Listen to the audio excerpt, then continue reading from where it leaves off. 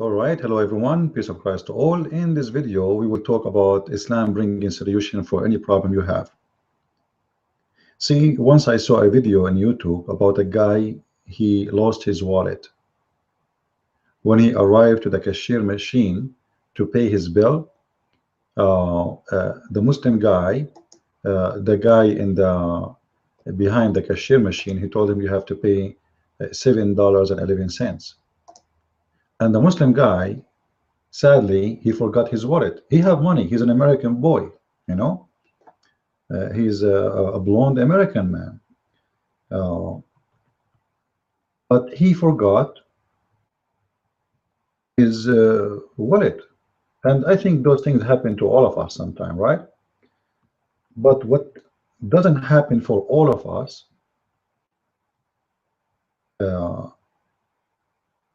when you are going to pay and you don't have money with you, and then you have to pay $7.11, and then the Muslims, he say Allah, Allah, Allah, and Allah provide him with $7.11 exactly in his pocket. This was really an amazing miracle, and you know, I don't think any of one of us can really resist such a thing and such a miracle. I mean, you see, Islam provides solutions in every way, in every mean. It doesn't matter really how many people like me they try to put it down, but Islam at the end of the day is going to prove itself. So today we are going to talk about the Islamic solution for all the problems, starting from the $7.11, ending with the global warming. Now I will show you on the screen with me, because some of you might say I'm making things up. You know what I mean? Like you might say this guy, he is, what you are talking about? You know, what do you mean a Muslim guy, he went to the cashier machine and he have no money with him, and then he said Allah, Allah, Allah, and Allah provided him with $7. You must be making things up. Trust me, I am not making things up. I'm going to show it to you. You are going to see it, and you are going to hear it. And actually, I advise you to go and download the video. This is an old video actually I made a long time ago. Let me share the screen with you, so all of us we can enjoy the amazing wisdom of Islam, and the only religion who have solution for problems. You see, like I learned about many religions, but nobody has solutions. The only one has solutions is Islam, brother. Now I'm not going to mention how come Muslim country they are miserable, and the solution of Islam is not working even in Saudi Arabia. Just yesterday I did read an article which is really scary, that there is thousands of Saudi men, they immigrated to where? Guess where? To Israel. To where? To Israel. You believe it or not? And you can search it in the internet. Obviously the Islamic solution is not working anywhere, but it works only in the internet and in the speeches. So let us see how Islam can help you with your solutions. And the reason I'm going to start with this Abdul here, about you know, the beautiful amazing miracle happened to him, because obviously this is part of a solution. Imagine this poor guy, he went to the grocery store and Allah did not help. And you know, I said to myself that how come those miracles happen only for white American men who have money? How come it doesn't work for someone who is poor, starving in Somalia? Like someone in America, Allah is giving him dollar. He is using American dollar. Allah is delivering American dollars. Someone who's really close to me, for example, while living in Africa, her cousin was dying. She prayed earnestly for her cousin to get better. but her condition wasn't getting better. So her family went into the city to visit the sick one in the hospital. This person, of course, didn't have enough room to leave to go with him in the vehicle. It was full of people, so she stayed home. She locked the doors and windows at night, and because she was by herself, she went to her bedroom. She prayed to God, and she asked God to heal her cousin who was sick. And then all of a sudden, a man appeared in her room, standing in a white flowing gown with beautiful colors, beautiful white colors, with a smile on his face, with a long black beard, just smiling at her. And she was horrified at first, but then she realized that this was an angel from God. And of course, she was in Africa where there was no white people at that time. So, see, it's a true miracle. His cousin, she was in Africa, and her cousin is sick. She prayed to Allah, and suddenly a guy is wearing white, and he's white. And for sure, this is an angel. Why? Because at that time, there is no white in Africa.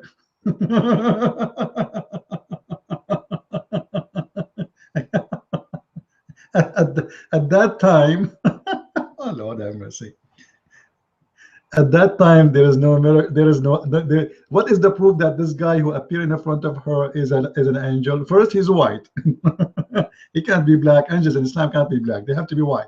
Secondly, at that time, like, are you talking about what time? Are you talking before? Like Musa's is a white man. He was in Africa. Like your cousin, she was in Africa before Musa's. Man, your cousin, she must be an ancient person. She just jumped from the museum back. Okay. So later he told us about the $11. Actually, this is the video. You can download it and you can load it in your because there I'm talking too. Like I don't want to play my voice. He can't afford it. All right. Let us see. When the army of I want to see where is the $11. Hold on. what I don't want to hear myself. Come on, come on, come on. Where is the part? will be to read Where is the part of the $7? Muslim. Man, sorry guys, you have to wait with me. my bank card with me, and I've only got some like small money, pocket money, my bank card with me. Hear more about what this guy is trying to say to us about more miracles. Let us see. Please, and I don't have enough. I forget, for example, to take my bank card with me, and I've only got some like small money, pocket money, change, and a few bills in my pocket. I go to the supermarket, and then I realize when I'm in the checkout line that I forgot my bank card or my credit card, whatever it may be. And then, so I just pray a little prayer to God. Please let me have enough money for all of these groceries, Lord, Allah. And then all of a sudden, it happens to me that I have the exact amount of change in my pocket as I need to have to buy the groceries. It happens to me all the time. Say, for example, it's $7.11. That's exactly the money I have in my pocket when I pray these prayers, and it happens to me all the time. All the time. To me, those things are miracles. All the time. All the time. This guy, he go to the grocery store, he says Allah, Allah, Allah, and Allah $7.11.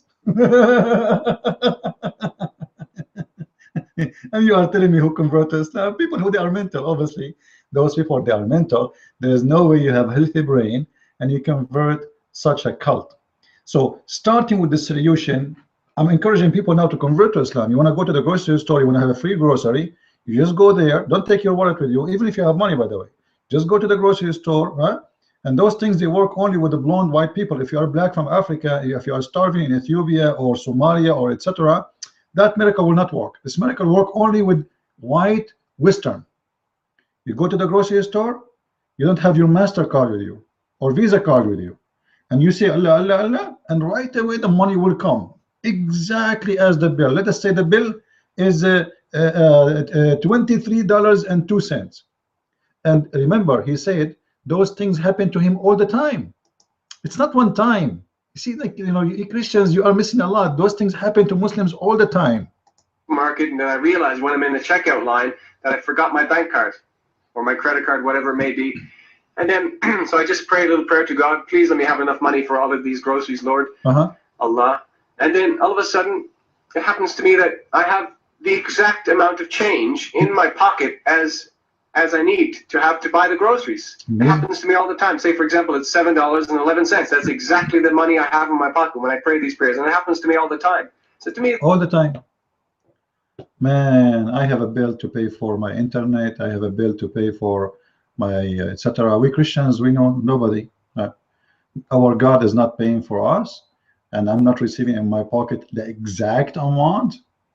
I don't know. Actually, to be honest with you, the Lord is He provides us for sure. I'm not making fun of our Lord for sure, no. But look how silly this is, stupid people. Like, who in the world really will believe this garbage? Let us go now to a higher standard Muslim. This guy is a professor. He is a professor in American Open University. Open University is mean have no credit. It's like a stupid garbage university. All right. It's mean there's whoever go there is someone seeking like false degree. Now he is going to teach us about Islam is against the global warming.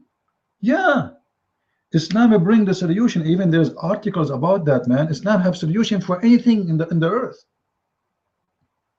Like, what's your problem? Seriously, what's your problem? Your mother-in-law? Trust me, Islam have a solution for that. So let us hear this another professor, what he will say about the global warming. Rahim. This is Professor Mamdouh Muhammad from the American Open University. And the topic today is about Islam is a solution for everything, even for environmental problems. True. The whole world now is trying to improve the situation of the earth and to make it green. That's why we hear about green earth, and Mr. Google would tell us that 15 million mention or website that talk about this issue. Man. And on the other hand, the issue of global warming, Mr. Google also would tell us that more than 45 million locations talk about the issue of global warming. Mm-hmm. And a person would be shocked to know that a human being who lived in the desert of Arabia 1400 years ago, whose name was Muhammad, was preoccupied by these concepts, these environmental issues. Shocking. He was very concerned about the issue of keeping the earth as green as possible and as safe and as protected and as pure away from all sorts of pollutions as possible. Man. This was Muhammad, peace be upon him. When we look into his history, we will see how he addressed people internationally. He was not confined to local boundaries or regional boundaries or national boundaries. Rather, he was confined by international boundaries. Mm-hmm. These concepts that we talk about them nowadays were deeply rooted in his brain. All right. For example, we find that the Prophet ﷺ is encouraging every individual to make the earth green. And why I'm saying individuals, because I'm quite sure that organizations, Ministry of Agriculture, Research Center can do a lot in this issue. However, when individuals themselves have the concept in their mind, and each one of them does a specific act in every corner of the world, we'll find a lot of changes, very quick changes to the positive changes. The Prophet, one of his sayings, he said, ما من مسلم يغرس غرسا أو يزرع زرعا يأكل منه إنسان أو طير أو بهيمة إلا كان له صدقة. There's not a single Muslim, a single person who would cultivate a plant or cultivate a land, and human beings would eat from it, or birds would eat from it, or animals would eat from it, unless this is considered for him as charitable work. That means, in Islamic context, that he or she is rewarded by Almighty Allah for every plant that he planted. Wow. Not only that, the Prophet ﷺ was against the concept of cutting trees and cutting and burning trees, as what's happening nowadays in the Amazon. Oh, just stop. By the way, I don't know if Islam can provide you a solution for your hair. However, this is not a problem now. The Prophet, he forbid Muslims from cutting the trees. Are you serious?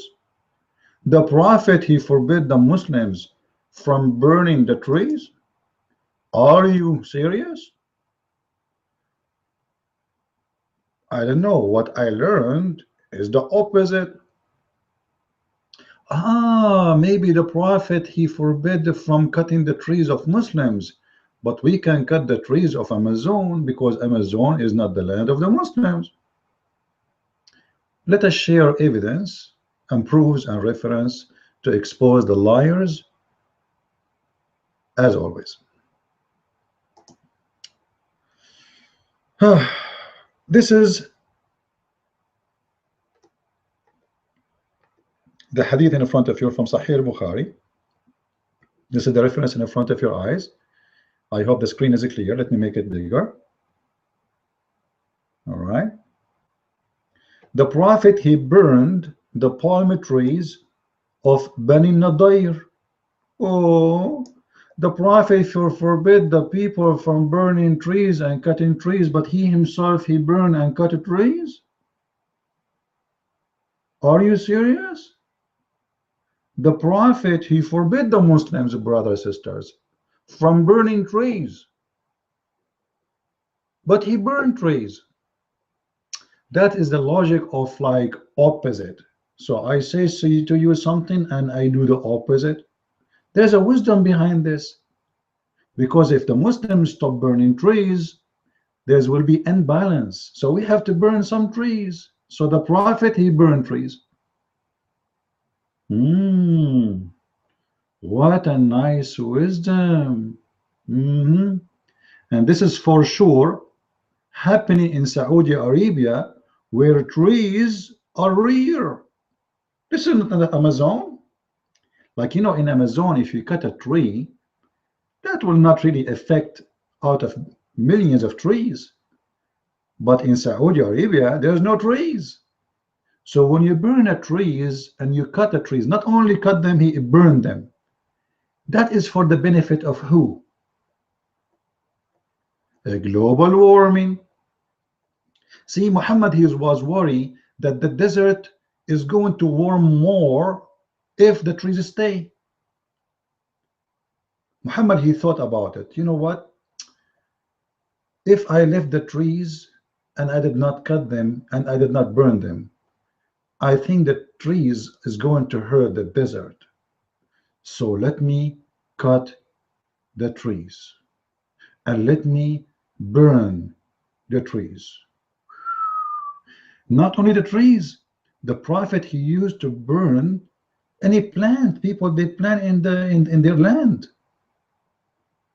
especially if they are not followers of his. Oh, this is about killing the dogs. I think Muhammad, when he ordered to kill the dogs, he was protecting the environment, because you know, dogs, they eat too much and they fart, and if the dogs fart, that will cause a global warming.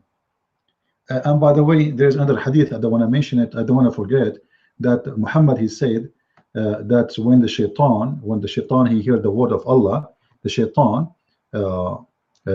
he run and he have udurat. You know, the shaitan, hold on, shaitan, each time he hear the prayer of Islam, he fart. And all of us, we know that fart, it's mean a lot of carbon and methane. And this is not good for global warming. So if you think about it, Allah is causing global warming everywhere, because now Islam is building a mosque everywhere, and shaitan, he have to fart. See, when the shaitan, he hear the call of the prayer, he turns back and he break winds, like, you know, he cannot, he go crazy. And imagine why he do that, because he don't want to hear the prayer. He don't want to hear the prayer. So he fought as much as he can So according to this, Allah is causing a problem and causing more global warming because shaitan fought more and Muslims are praying more, and now we have competition between Allah prayer and shaitan farting. So you pray, shaitan fart, you pray. There's a connection between the prayer of Muslims and the fart of shaitan. And if every Muslim he praying shaitan, he have to fart next to him, that not only explain the bad smell in the mosque, that explain the global warming very well. So I don't see Islam as a providing solution. I see Islam as a providing a problem and causing shaitan to fart a lot, and that will be a problem. Now forget about this. Muhammad, he is protecting the environment, so he ordered the Muslims to kill this salamander. You know, the salamander is a threat in Islam. Allah, the angels, Muhammad, the Muslims, they have a duty to fight the salamander. Not only the pig. You know, the pig is a big problem. You know that pig is a big problem. Allah have a big problem with the pig. Even Allah, at the end of the time, he will send the Messiah, and the Messiah will come with a sword. He say, where is the pig? Any brave pig wanna fight me? And the big pig will say, hey, me, I want to fight you. And then there's a fight will happen, a lot of action, and then for sure the Messiah will win and the poor pig will lose. But here, what I don't understand, your prophet who care for the environment, how he ordered to kill a poor little salamander. You are telling me that your prophet, he want to kill this animal? Did you hear about something called the chain of food? Do you know what I'm talking about? Because if we start killing certain kind of animals, we are going to affect the environment at the end of the day. Something wrong will happen, we will cause imbalance. So the Muslim now, he go in Saudi Arabia. By the way, Muhammad, he said, if you kill a salamander, you have the blessing of 100 times more than killing an infidel. Imagine if the Muslims kill this poor animal, it's better than killing me 100 times. Where is the environment and the solution? Even salamander, you don't leave him alone. So we find that your trees is burned in Saudi Arabia by your prophet. We find that your prophet is cutting the trees in Saudi Arabia by your prophet. We find your prophet when I kill the dogs by your prophet, and we find your prophet when I kill the salamander by your prophet. And not only that, actually your prophet, he ordered to kill any animal is a black. Anyway, this is still not really nothing yet. Let us see here. Oh, this is about burning the trees again. It's not. It's old topic. We spoke about it already. We spoke about the salamander. What is this? What is this? This is about cutting the trees again, but there is something more. He cut it off, and he destroyed the crops, and he removed the graves of the disbelievers, and he dug and he opened the graves. The prophet is digging the grave, even the dead ones. This is very much good for the environment, my brother, because obviously graves is hurting the environment, right? Even the graves. How much hatred your prophet, the one who loved the trees, he have for even for the dead one? I think this is have to do with the environment solution. Digging the graves of people, taking the crops out of from the graves and burning it or cutting it off or make it maybe sujages. Is that what you and what about he, you know, he cutting their plants? Why is that? I thought your prophet, he said, if you grow a plant, Allah bless you.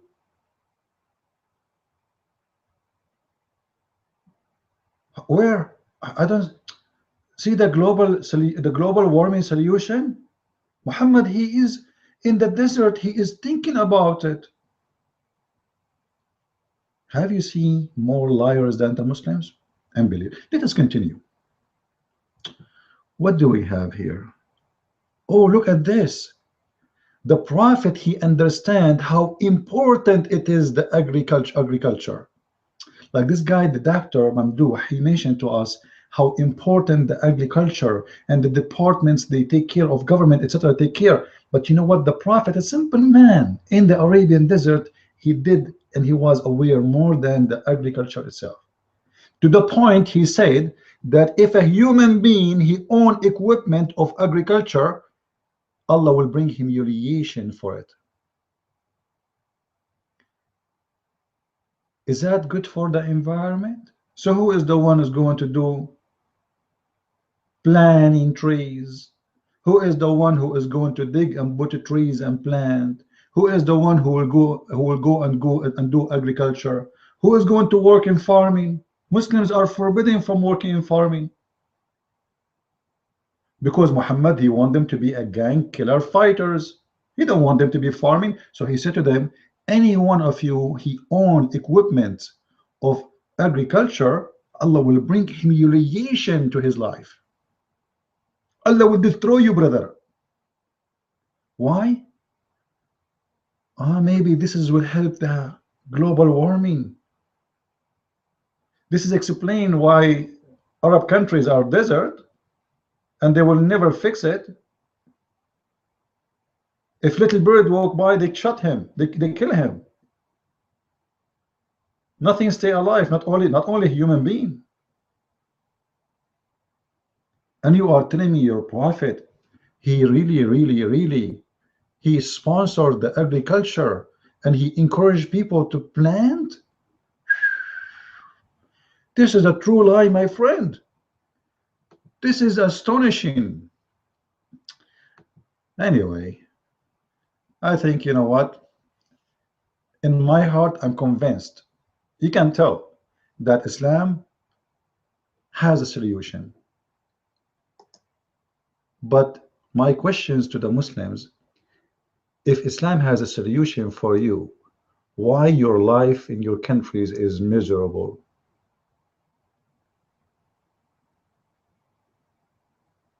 Do you have an explanation? To understand more about global warming and science in Islam, please feel free to read my book. It's called Qur'an and Science in Depth. In Depth. Or my other book, The Deception of Allah. With this, I say thank you very much, Muhammad, for saving the earth with your intelligence from the global warming. God bless, and see you soon.